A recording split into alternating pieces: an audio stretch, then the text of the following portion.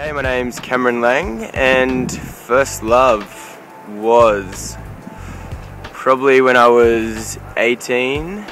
I kind of like a high school sweetheart type thing.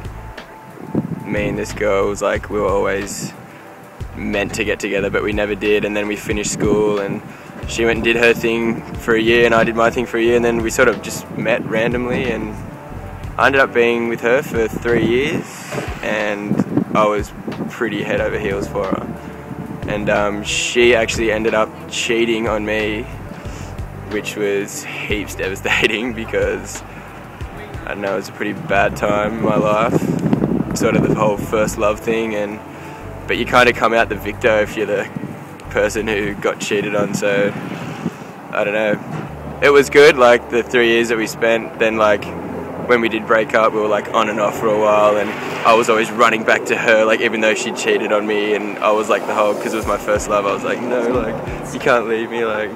So I was the idiot, and I always had mates like going, you don't need her, don't go back to her, like she's no good, like look what she did to you. And she was always like, after we sort of stayed together for a little while, she was always like going back to the guy she cheated on me, and she actually ended up with the guy for the next 4.5 years, and they like, we all lived in the same town, so for those like for that year and a bit after, it was like I had to see it all the time, which was pretty hectic, but I came out the better man, and she's the loser, which everyone thinks anyway. So did you fall in love again?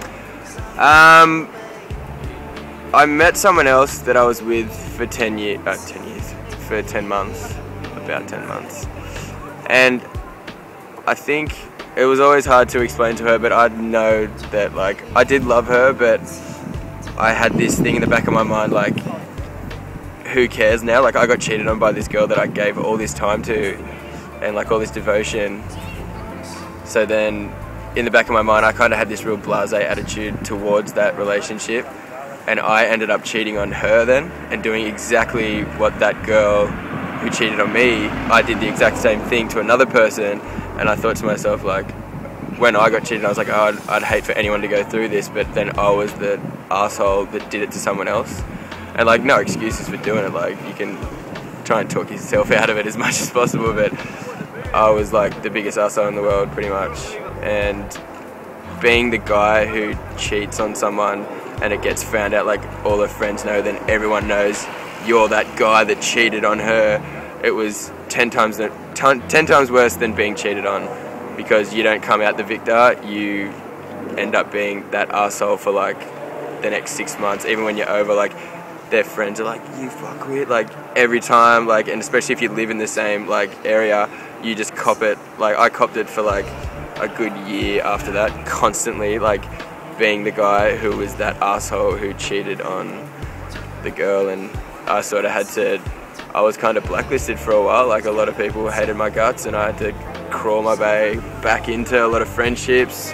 But it's been ages now, and she met someone else, and even the guy she met are like, he's good friends with friends that I'm with, so like it was just one big sort of circle. Like I'd always see her out with this new guy, but I had to crawl my way back into heaps of friendships, which I am back now because, I don't know, it was a hard thing to do. Like people just didn't want to bar you, they didn't want to hear your side of the story, you were just the cheater. But I did it, and all that's behind me, and you'd learn a whole bunch of lessons from being cheated on and being the guy who cheated on someone. So you live and learn, really. You can't really say, oh, I'm not going to cheat, and I hope I never get cheated on, but it happens, and life turns out not the way you plan it sometimes, but it's alright.